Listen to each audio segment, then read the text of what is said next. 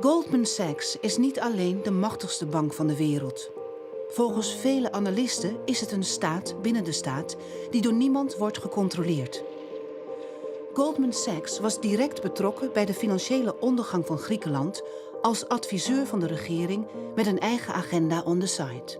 The Greece-Goldman deal brought together the falsification of national balance sheets, the activity of the large investment banks to help this process, and the EU institutions that approved the process. And this is the nexus of all of these multiple things that together have brought the Eurozone into its current crisis.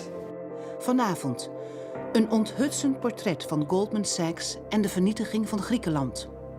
Dit is wat u te wachten staat. Inside Goldman, certainly when I was there, there's no discussion about whether you're cheating people because that requires a level of sort of human connection that really doesn't occur day to day in banking. The reason my book is called Money and Power is because first they get the money, then they want the power. It's not so much that Goldman Sachs is ruling the world, but it is like a greater parasite that is threatening to stop the world from rebalancing itself and recovering a sense of democratic control over its future. Γιατί είναι αλήτες οι άνθρωποι, θέλουν ένα καλάσνικοφ και να πας εκεί πέρα να τους καθαρίσεις όλους. U kijkt naar Tegenlicht. Welkom in uw toekomst.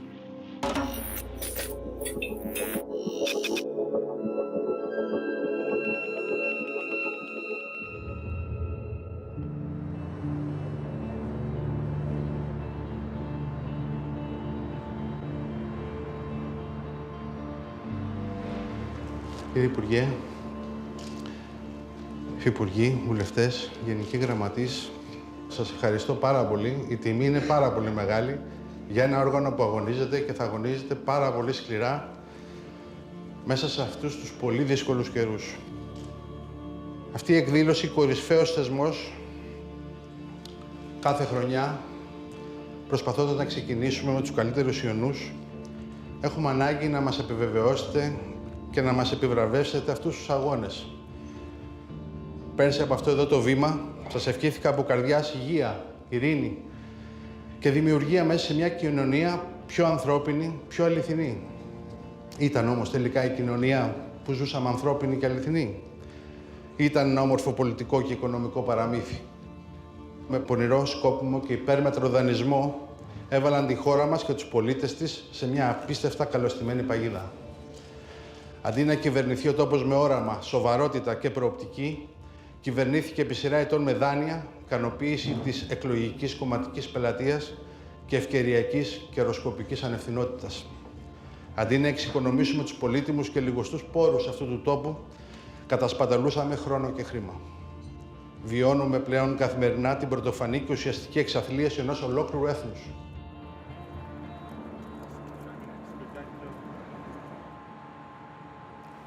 When Greece had the drachma, they borrowed lots of money in foreign currencies then. So they borrowed money in yen, in dollars, Swiss francs, trying to basically find countries where they could borrow money. And the problem is that when you borrow in a foreign currency and your exchange rate goes down, the debt goes up. And they had this problem where they were underwater on these foreign currency bonds they issued, foreign currency loans. And they didn't really want that to go into their numbers because they were now coming in the euro, and they had to stick to the Maastricht Treaty. And they're already well in excess of the limit. So they were under pressure. The finance ministry was putting them under pressure, the people in the debt management office.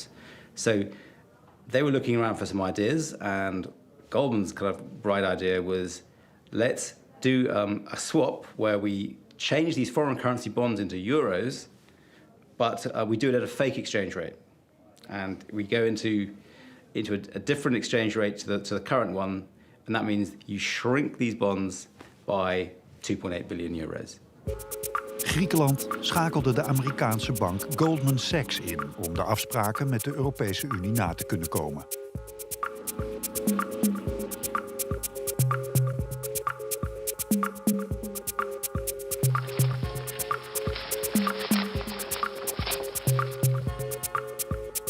Als geen ander kende de bank de financiële technieken om de schuldenlast 2,8 miljard euro lager te laten lijken. Daarvan ging vervolgens naar verluidt 300 miljoen euro als commissie naar Goldman Sachs. It's a bit like going to a bureau de change, and the guy has his sign up with all the numbers, like the different currencies, and you say, so it's like $1 per euro, and the man says to you, oh, I've got a special rate for you, $2 per euro, and you say, well, how come? Because that means I owe you money. And he says, yes, you do owe me money. We'll have a special agreement under the table, and you agree to pay me back. And that's kind of like what Goldman did. So the cross-currency swap was a transaction at this fake exchange rate that shrank Greece's debt by 2.8 billion euros, and then Goldman and Greece agreed to do this special kind of, a different kind of swap to repay the money. And so the two deals came together, and Greece then was locked into this transaction with Goldman where it had to repay the 2.8 billion that had disappeared.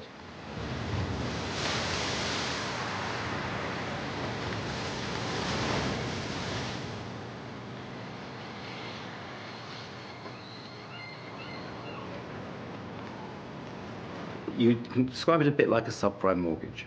You start out, if you remember, you have these people in the United States who didn't have a credit rating, they were poor people, they couldn't get loans, they were encouraged to lie or to make false statements on the applications, and they could get these loans. But they couldn't afford to buy these houses, so the banks came up with these special mortgages where they had these very cheap introductory rates. And then the rate goes up. And it's a bit like what this Goldman deal with Greece was like. So they had this grace period for a couple of years, and Greece didn't have to pay anything. And then suddenly the rate goes up, and Greece is then having to pay like 400 million euros a year or 500 million euros a year, like a huge amount of money. So that means, and this is what happens in subprime as well, is that you have to go back to the bank and you have to refinance, and you have to kind of get out of your previous deal and get into a new one. And what happens is that because you've been accumulating debt repayments, it's all added into the loan. They call it negative amortization. So because Greece wasn't paying the money back during its grace period, the missing money would be added to the loan, and the loan got bigger and bigger. And they were kind of trapped, really, because you've got a very big derivative contract, and once you're stuck in that contract, to get out of it is very expensive. So even a day after the deal was signed, it would have already cost Greece an extra, I think, 600 million euros to escape, just because of the way Goldman had structured this over-the-counter deal. So you're kind of like trapped. All you can do is just renegotiate, and the thing goes up.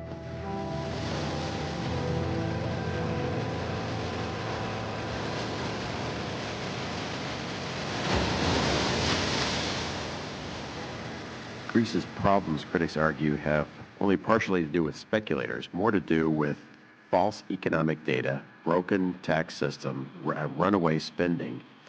I'm particularly concerned about the role of U.S. financial institutions, particularly Goldman Sachs, that as Greece got on the heroin of borrowed money, Goldman was the crack dealer.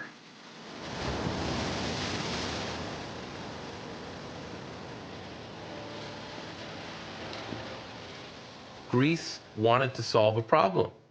It wanted to be able to move debt off its balance sheet and show that it was less leveraged than, in fact, it was as a country. So guess what? There are people you can turn to for help like that if you want that kind of help.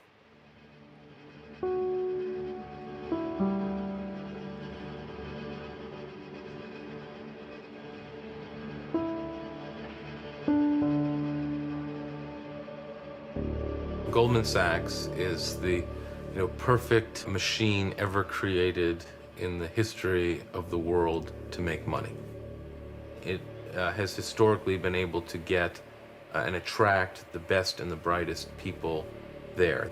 Interestingly, when Bill Gates was the CEO of Microsoft, he did say at one point that he thought his biggest competitor was not another software company, but was Goldman Sachs, because it was a war on talent. And Goldman Sachs had a way of attracting the best and the brightest people to work there.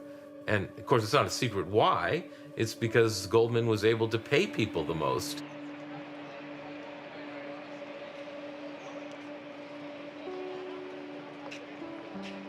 More important is this culture of communication and sharing information. Most firms where I worked, they're organized around that if you are aware that your client is involved in doing something, you keep that information to yourself because information is power. Information can result in a fee, and that can result in a bigger bonus for you. If you start sharing that information among your colleagues, then your role in bringing in a piece of business or bringing in a fee can get diluted, and you won't get as much, quote, credit for it. But at Goldman, they encourage you to share that information. Why? Number one, because that's, keeping your partners informed is good partnership and good business, but it allows people at the firm to figure out how to make money from your clients in many, many different ways. Goldman Sachs speelde een belangrijke rol in de huizencrisis van 2008. De bank verkocht massaal zelf ontworpen producten, waarbij ze hypotheekschulden verpakte in zogeheten CDO's, Collateral Debt Obligations. A CDO is like a package of financial instruments, but if you take finance out of it, it's sort of like if you think of a pie, and you think of the crust of the pie, and then the top crust also made up of the same kind of dough. And inside the pie, you could have cherries, you could have blueberries, you could have apples, you could have sugar, or you could just have sort of blueberry juice with a few blueberries stuffed in.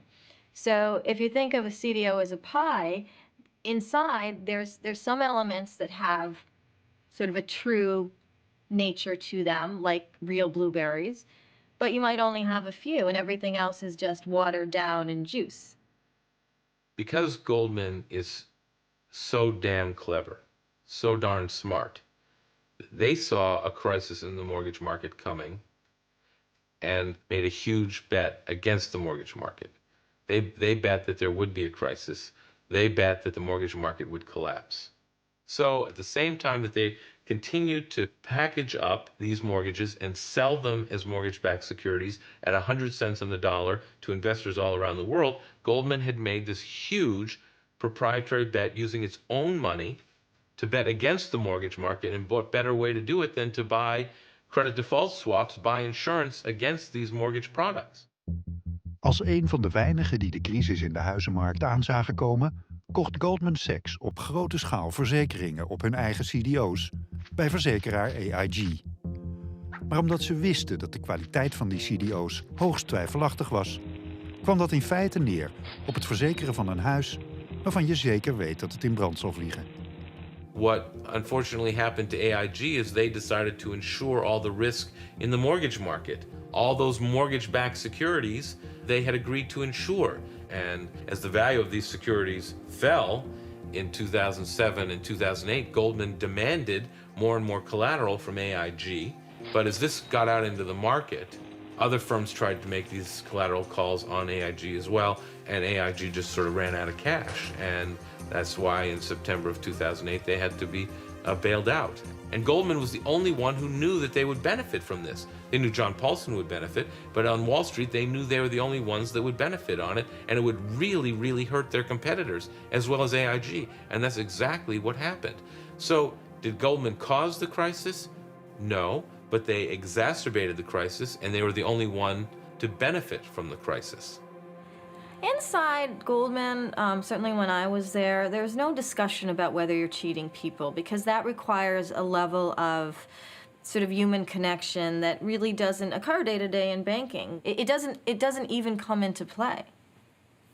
It's not even part of a conversation. The conversation goes something like, hey, there's a bunch of assets on your books, we need to move them. Okay, well, we're creating the CDO. We can stuff these assets into the CDO. Great, who's going to buy the CDO? Well, I have these 10 customers who are lined up. Great, can we get 5 more? Great, and it's all about moving whatever it is along the line and making as much money as possible along the line. It's not, well, if we sell part of the CDO to some pension fund in the middle of Europe, they might not understand it, and if it goes bad, they might... That conversation never happens.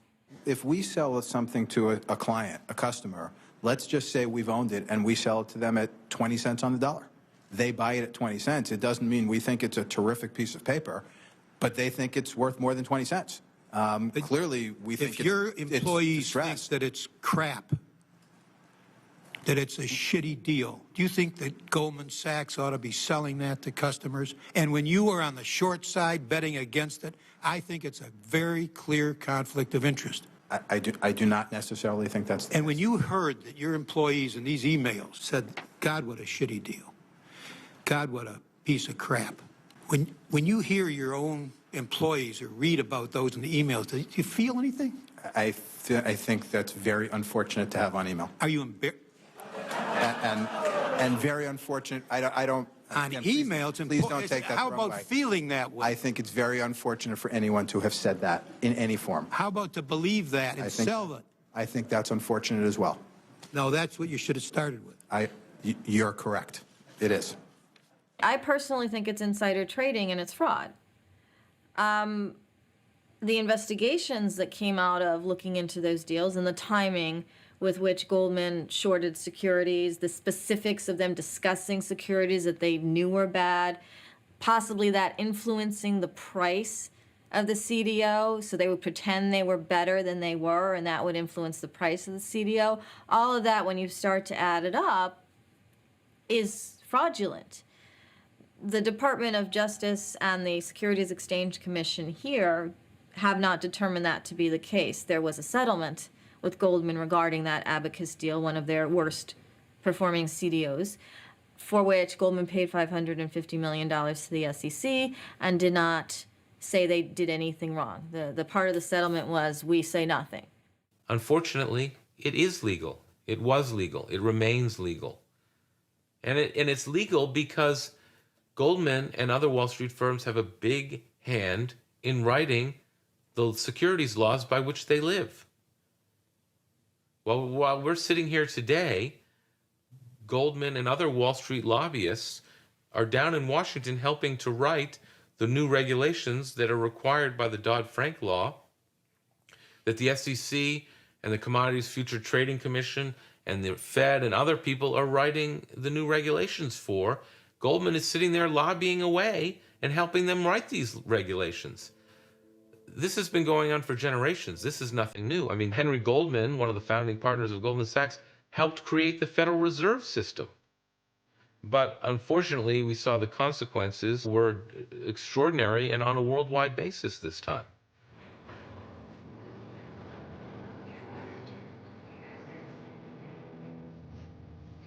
So let's come inside to see. Here's the space that could host the whole company. Here is the heart of the systems. This is our IT room. This, you can see here. We're also with the contribution of European Union. And we were very proud to be inside the European Union because we were a part of the family.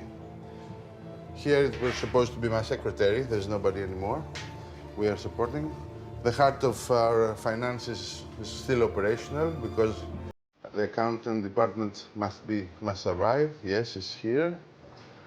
There's two ladies to keep on the taxes. Here we have, it was the area manager, the orders department. Now it's just a small warehouse.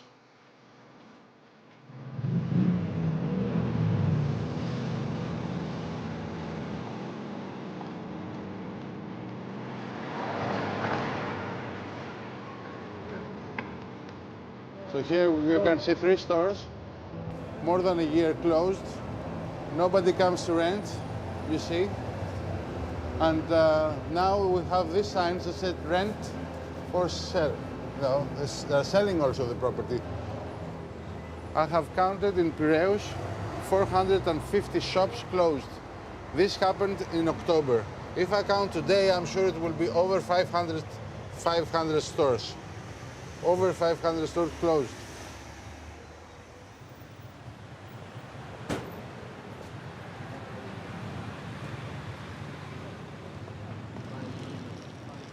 This shop was really one of the most competitive shops we have.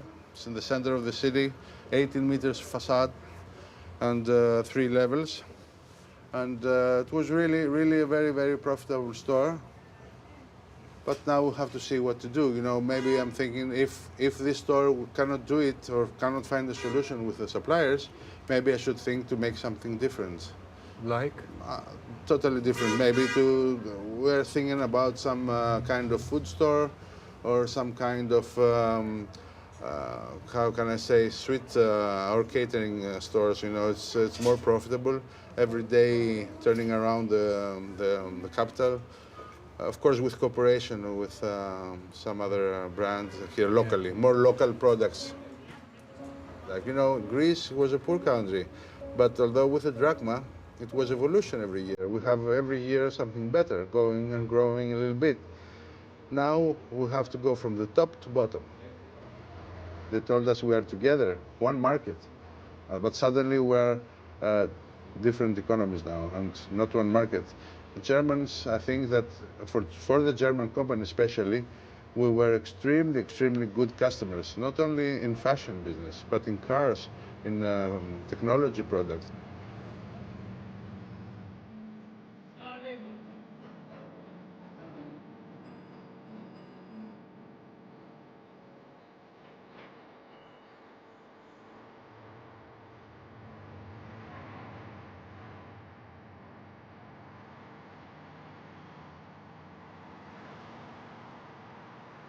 We had several FX losses, and the year 2001, it was 3 years before the Olympics, we had the fiscal strain ahead of us, and we thought it would be better to absorb and spread out, smoothing out the total liabilities of the Greek debt over a longer period.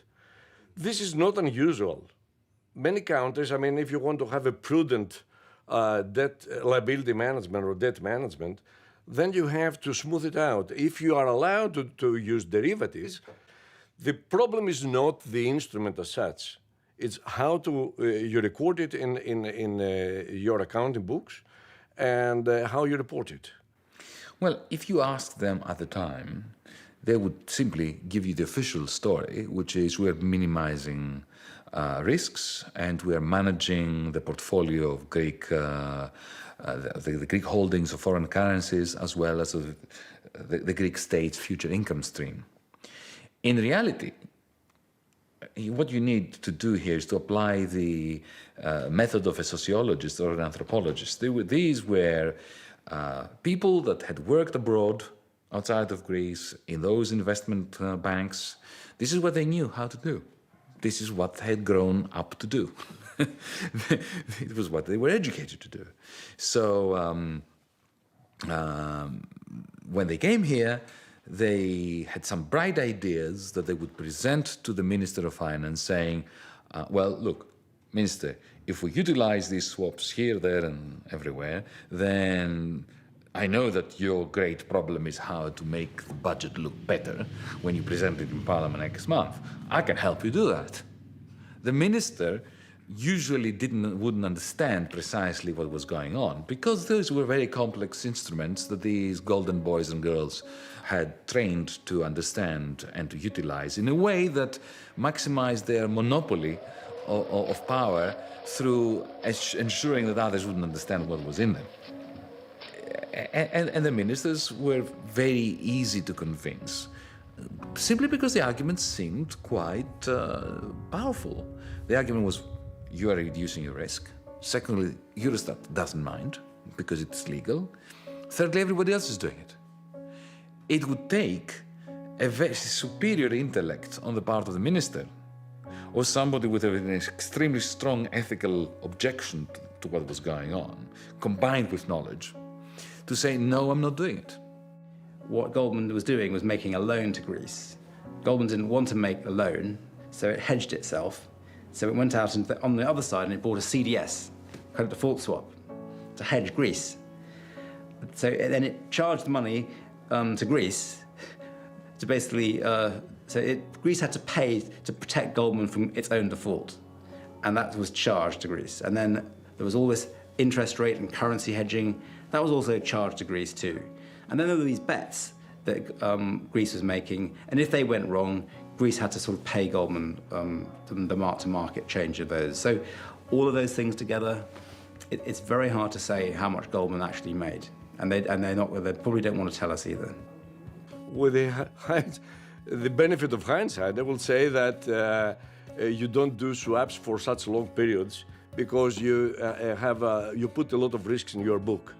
But back in 2001, this looked very a good way to help Greece to absorb certain problems they had accumulated over the past.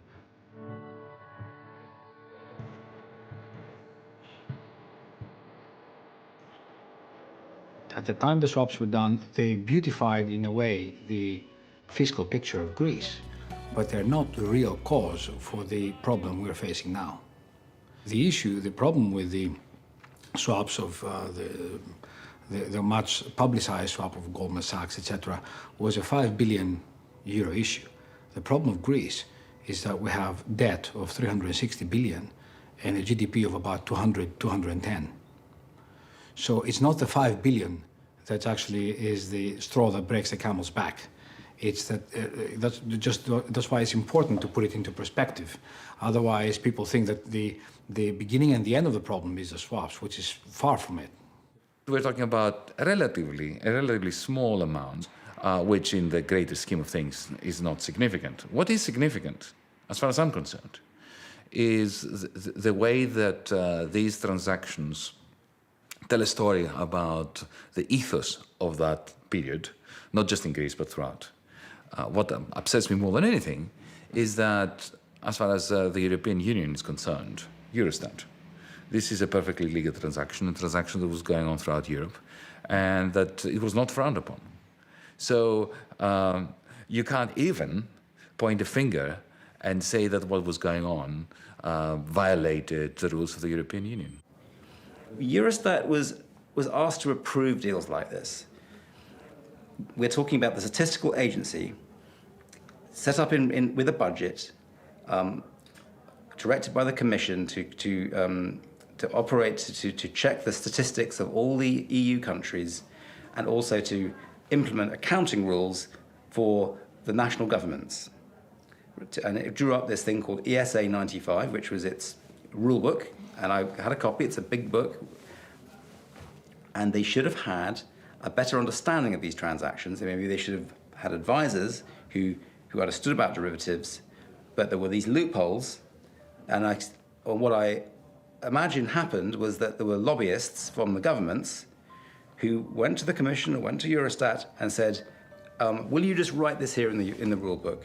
We need to do a deal, so will you write it in there? And you can see it in the ESA 95. You see it's in different kind of font. They change things and they put these loopholes in there.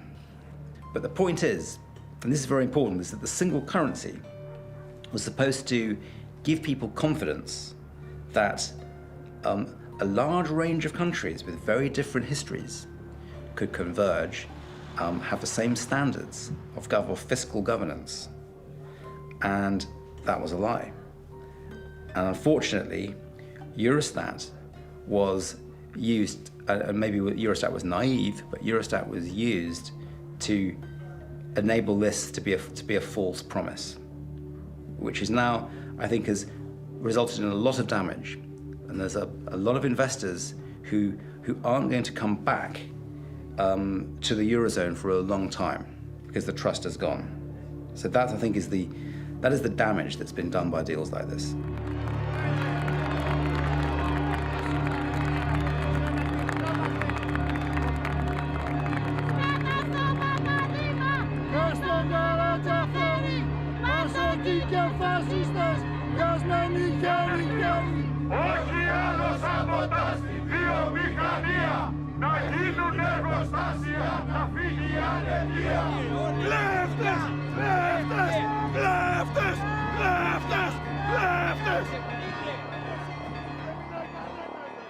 But you have to understand, there's a long history of Goldman Sachs ex-partners and ex-employees working in politics, working in government, working in charitable organizations, working in educational organizations. Goldman Sachs ex-partners were all over the US government, and to the point where Goldman was referred to as Government Sachs. Now, in Europe, that same thing has been unfolding over years. Currently, the head of the ECB, Mario Draghi, was an advisor on the international side of Goldman Sachs. Mario Monti came from Goldman Sachs, who's a sort of technocratic, bureaucratic, whatever you want to call it, leader now in Italy, having taken over from Silvio Berlusconi. So you have all of these people in place in very powerful positions. I mean, I think you have to understand that why does this happen? It happens in part because Goldman Sachs is, as we've talked about before, is able to attract the best and the brightest people. The other thing that happens at Goldman Sachs is you sort of have a half-life of time that you are allowed to be in the spotlight at Goldman Sachs, that you are allowed to be at the top of the firm as a partner. You know, usually have 8 to 10 years where you can, you know, be at the top, be running that firm, where you're making millions and millions and millions of dollars a year. But then, to their credit, Goldman Sachs says, okay, your time here is up. We have to make room for the next generation, the next group of young, aggressive, ambitious Goldman Sachs partners who want to run this firm, and it's time for you to leave. And, you know, as the reason my book is called Money and Power is because first they get the money, then they want the power. Because of the relationship with Goldman, the relationship with the ECB, the relationship between Goldman back to the US and the Federal Reserve, you have this whole circle of people that can continue to avoid analyzing what the real problems were and how the risk of the banking system itself was what is hurting Europe, and how these kinds of trades are really much more dangerous and should be looked into and should be shown to be the culprits behind a lot of the European crisis. And yet you have the people in command that can contain that story and spin a story that's completely wrong, and be in a position to then suck out austerity measures from the population who's being hurt because these banks are liable, their local banks are liable to banks like Goldman and large international banks because of bad deals they've been involved with. Well, there's a very good allegory. It's not that it's ruling the world, but it is like a giant squid, which is sitting on the face of the world and sucking it out dry, and the world cannot move without it. So I like this allegory. It's not so much that Goldman Sachs is ruling the world, but it is like a greater parasite that is threatening to stop the world from rebalancing itself and recovering a sense of democratic control over its future.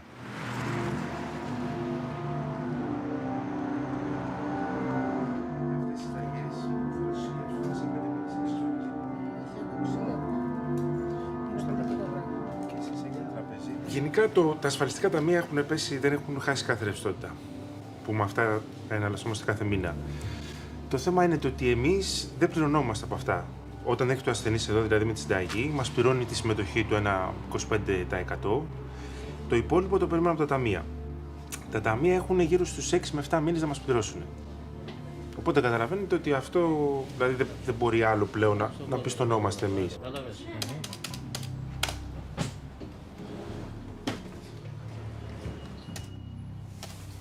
Μόνο και πρέπει να μου το σημειώσετε αυτά. Οπότε ξέρω ότι γενικά οι φαρμακευτικές εταιρείες, ειδικά αυτές που προμηθεύανε τα νοσοκομεία, δηλαδή που είχαν μεγάλα ποσά, ας πούμε, τους δώσαν ελληνικά ομόλογα. Που φυσικά αυτά τα ομόλογα, άμα τα άσπαγες αυτή την περίοδο, ήταν ούτε τα μισά λεφτά δεν έπαιρνες. Δηλαδή, τη στιγμή που εγώ θα παραγγείλω το φάρμακο, θέλουν τα λεφτά μετρητής. Δηλαδή, πρέπει εγώ στην τράπεζα να πάω, να τα καταθέσω σε ένα λογαριασμό και μετά να μου το στείλουν. Αυτό φυσικά προϋποθέτει και ότι θα έχουμε τα λεφτά. Δηλαδή, να σου πω συγκεκριμένα, δηλαδή, μια κυρία τώρα τα Χριστούγεννα που ήρθε με καρκίνο του πάγκρεας, όχι αυτή, ο άντρας τέλος πάντων, ήθελε ένα φάρμακο από τυρός, το οποίο έκανε 1.700 ευρώ. Θεωρητικά, σύμφωνα με ένα καινούριο νόμο, αυτά τα φάρμακα πρέπει να τα έχουν τα νοσοκομεία και να τα παίρνει ο ασθενής από εκεί με νοσοκομιακή τιμή, δηλαδή πιο φθηνά. Αλλά επειδή τα νοσοκομεία δεν δίνουν μετρητής, ειδικά στη Ρώση, την εταιρεία που είναι από τις μεγαλύτερες, που έχει τα περισσότερα φάρμακα, είναι αναγκασμένοι οι ασθενείς να ψάχνουν να βρουν φαρμακείο, ποιο φαρμακείο έχει ρευστό, να αγοράσει το φάρμακο για να της το δώσει. Οπότε έρχεται σε μένα, εγώ παίρνω τηλέφωνο την εταιρεία και τέλος πάντων λέω το πρόβλημα, έχουμε μια συνταγή, το έχω το νοσοκομείο, χρειάζομαι το φάρμακο αυτό συγκεκριμένο. Και μου λέει η κυρία, θέλω τα λεφτά, αυτή η υπάλληλος, θέλω τα λεφτά στην τράπεζα να μου τα βάλετε και εγώ θα σας στείλω σε μια μέρα. Το λέω στην κυρία. Η κυρία φυσικά δεν έχει 1.700 ευρώ που να τα βρει για να πάρει το φάρμακο. Και άρχισε και με πίεζε με τη λογική του ότι θα πεθάνει ο άντρας μου, σας παρακαλώ, βοηθήστε με, να βγάλει αυτά τα Χριστούγεννα, να βγάλει την Πρωτοχρονιά. Οπότε σε φέρνει σε μια θέση ότι είσαι αναγκασμένος να πας στην τράπεζα, να βγάλεις από την τσέπη σου λεφτά πλέον, να πληρώσεις το φάρμακο για να σου το φέρει. Δηλαδή, εκεί είχα τη μία μπροστά μου την κυρία να κλαίει και την άλλη υπάλληλο, φυσικά υπάλληλος δεν φταίει αυτή της εταιρείας, να μου λέει, ξέρω εγώ, τα λεφτά.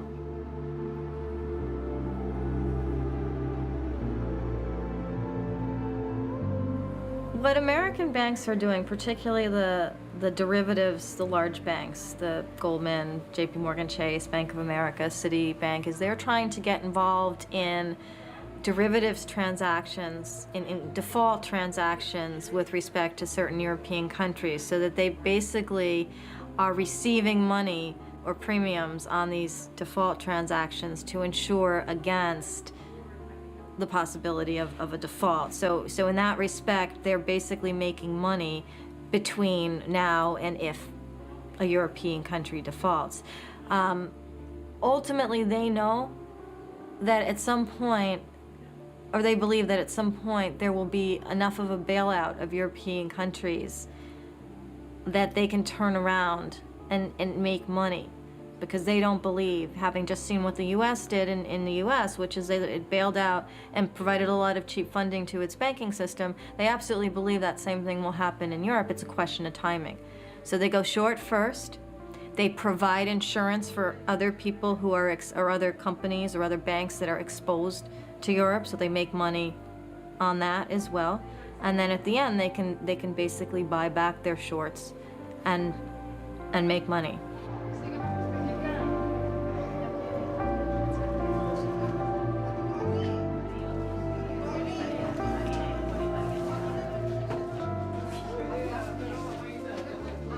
We opened the first open polyclinic 20 years before in the center of Athens, and it was for the foreign people, for refugees.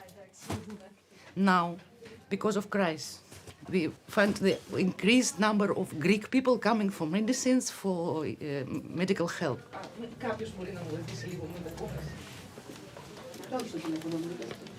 These medicines came from the citizens, from schools, all different organizations, because we asked, from our side, we asked for the medicines, but we have not proper stock for this. This is, here we have boxes with medicines 2012. 2012. It expires in 2012? No. Oh. Yes, it will be expired for 12, and this is 13. Before it was a kitchen. Here is the volunteers that are fixing the food that is all came today. And before it was kitchen. Here we have vaccines, if you want to.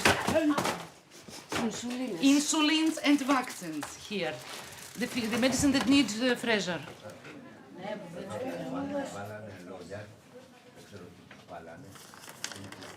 Λοιπόν, κοίταξε να δεις. Από τη στιγμή που δεν έχεις πρόβλημα, που κάνουμε καρδιογράφημα, είναι καλό. Ότι θηροειδή τώρα δίδαμε, είναι καλό. Γι' αυτό εγώ πιστεύω αυτές τα ταχυκαρδίες είναι λόγω άγχος και λόγω στρες που περνάς. Και εντάξει, είναι η κατάσταση τώρα ειδική στην Ελλάδα και καταλαβαίνω. Οργανικά από εμάς σου λέω είσαι καλά. Δεν ασχολούμαστε με τίποτα τώρα γιατί δεν έχει να ασχοληθούμε. Είναι άνεργος ο άντρας μου εδώ και 1 χρόνο, ασφάλεια δεν έχουμε. Ερχόμαστε εδώ πέρα στους γιατρούς και για φάρμακα. Εδώ πέρα τελείωσε η Ελλάδα. Ό,τι και να κάνουνε δεν γυρίζει πίσω. Τέλος. Έχει πεθάνει. Είναι πεθαμένη. Και μαζί με αυτήν πεθαίνουμε κι εμείς. Οι πιο μεγάλοι δεν θα παθούν τίποτα. Εμείς θα τα πάθουμε όλα.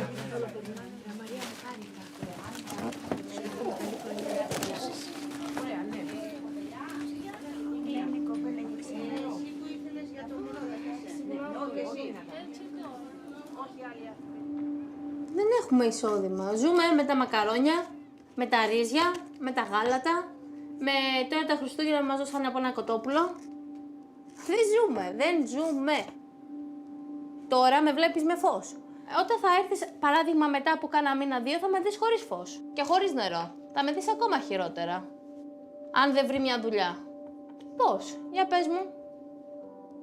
Όταν δεν έχεις χρήμα, τι θα γίνει δηλαδή. Τα λεφτά μας σήμερα είναι 3 ευρώ. Τι θα κάνω με 3 ευρώ.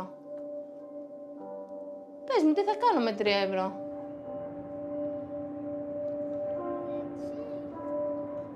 Το 2000 είχα ανοίξει ένα μαγαζί, να προσπαθήσω να κάνω κάτι καλύτερο για μένα.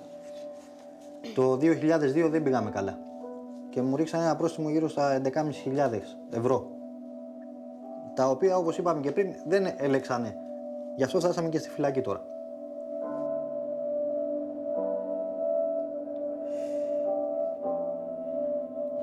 Και πήγα στην εισαγγελέα για αυτά που σου είπα εδώ και της εξήγησα την κατάσταση και ξέρεις τι μου είπε. Ότι εσείς καταντήσατε την Ελλάδα έτσι, από τα 25 χιλιάρικα. Για μας τα ρίξαν, σε εμάς, επάνω. Όχι ότι οι αλήτες αυτοί τα τρώνε και ο καθένας από αυτούς έχει 500 σπίτια. Αυτή έτσι γύρισε και είπε, αντί να υποστηρίζει τον κόσμο που πεινάει. Και είναι νορμάλ οικογένειες, έτσι, είναι από χρέη. Ούτε ναρκωμανίδες είναι, ούτε παιδιά σε ιδρύματα έχουν αφήσει και θέλουν να τη βγάλουν λούφα, ούτε τίποτα. Έχουμε οικογένεια με παιδιά και προσπαθούμε. Και δεν μας δίνουν τίποτα, δεν μας λένε τίποτα να μας βοηθήσουν, παρά να μας βρίζουν κιόλας. Γιατί είναι αλήτες οι άνθρωποι, θέλουν ένα καλάσνικοφ και να πας εκεί πέρα να τους καθαρίσεις όλους.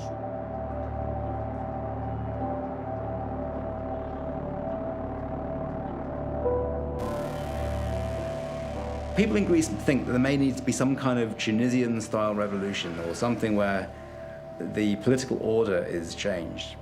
Because at the moment you've had for the last 20 or 30 years, you've had two different political parties that just basically buy votes by giving people jobs or spending money. And that's one of the reasons the debt has just kept on going up. I mean, and that's why the EU has a task force in Athens. I mean, they're there, they're trying to fix it because they want to get the money back.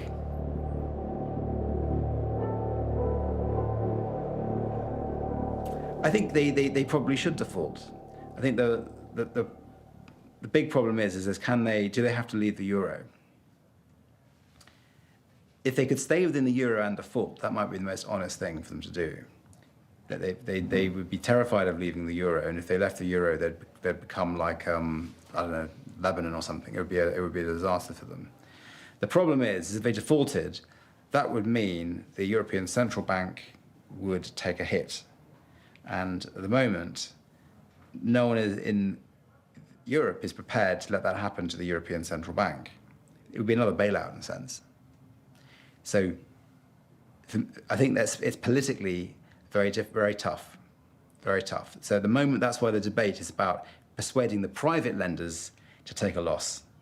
But that's restricting the debate to them and keeping the ECB and the IMF out of it. If they lost money, then that means the wealthy countries have to put money, they'd have to inject money back into the ECB or the IMF to make up the difference. That's another bailout. Politically toxic. I just think the situation gets worse. If you don't, for example, if a human body has cancer and you don't get rid of it, it will spread and it will grow and it will kill them. And it doesn't help to say, well, you know, if they eat better or if they jog in the morning, whatever. If the cancer's there, it's there, and you have to find it and you have to get rid of it. And what's happening in Europe is there still exist, and in the US, massive amounts of trades that are underwater and going wrong every day. SocGen, which is one of the largest banks in France, is trying to sell an 800 billion euro portfolio of US-related 2007 minted mortgage securities. This is like years after the mortgage crisis supposedly started and ended. So there is still a lot of toxic mess within the walls of these banks. Because of that, they are losing money because they thought they were going to make money on these trades, which they haven't. They haven't therefore used money they could have used for local growth. Therefore, nations aren't doing as well. Therefore, all of Europe isn't doing as well. And this keeps perpetuating because nobody has said, wait, stop, let us see what's really going on here. And until that happens, it continues to get worse.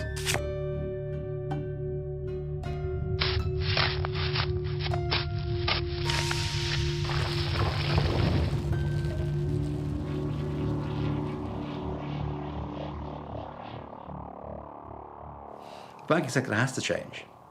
It got too big. It became addicted to constructing deals that weren't valuable, weren't socially useful. It paid bonuses to people on the basis of just generating this endless flow of these deals, building up balance sheets, building up huge trading positions. And every few years, you have a problem with one of these banks. So they need to shrink and they need to be controlled. To me, you have to create the right incentives, on Wall Street for people to behave the right way. You can't rely on people to do the right thing, unfortunately. So you have to create the right incentives for people to do. You have to make it in their interest to want to do the right things.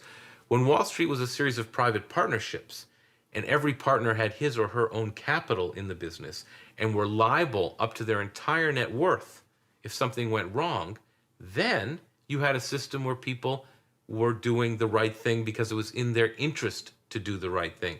But by the mid-1980s, most firms were public, and that changed the dynamic on Wall Street completely because you had a bonus culture substituted for the partnership culture, and people were given huge incentives to take risks with other people's money to get a bonus. Why not swing for the fence? Why not sell as many mortgage-backed securities as you possibly can, even though you have no idea what's in them or the kind of nuclear bombs that you're setting off all over the place? Because your bonus was determined based on selling those mortgage-backed securities, not on wondering whether or not they came back to bite you. I am encouraged with things like the Volcker rule, for example, in America. Because What's the Volcker rule? The Volcker rule stops banks making bets, basically. And that takes one of the most toxic things out of the system, which is where you have a bank that takes deposit money, it's backed by government, it's backed by a central bank. It's got a socially valuable role because it lends to companies, lends to people. We need a bank. And then attached to this bank is a casino, is this thing where people bet. Now, if you maybe the simplest thing to do is just to cut off the casino, but maybe the next best thing is to say no one could do any betting in the casino, or at least the bankers can't do any betting, which is what the Volcker rule does. It makes it much harder for banks like Goldman to take on those kind of deals like the Greek deal. But it does, once again, show that the incentive system on Wall Street drives people's behavior, and nobody has touched that incentive system. It's the same incentive system now as it was before this crisis. And until I've said to Lloyd Blankfein, Lloyd, you need to be a leader now. You need to change the incentive system on Wall Street. You need to show the rest of Wall Street, who is out of capacity to do it themselves, and of course the government doesn't even understand it well enough to do it, and it can't be imposed upon them from the government. You have to make it in the interest of your employees to behave in the right way. You can do that, Lloyd. I have laid out ways for him to do that, but basically everybody ignores what I've said, and nothing has changed. What did he answer? That's an interesting idea, Bill, but, thank you for suggesting it, and that was the last I ever heard from him. And nothing has changed. Goldman Sachs wilde alleen telefonisch reageren en hechtte eraan om de volgende verklaring voor te lezen. I want to be very clear about this. The swaps we executed for the Greek government in 2001 were not designed to help Greece join the euro. The suggestion that they were is simply not true. The truth is that Greece was already part of the eurozone when it entered into the swaps. Greece actually executed the swap transactions to reduce its debt to GDP ratio because all member states were required by the Maastricht Treaty to show an improvement in their public finances. The swaps were one of several techniques that many European governments used to meet the terms of the treaty, and the swaps we executed for Greece were done in accordance with Eurostat rules.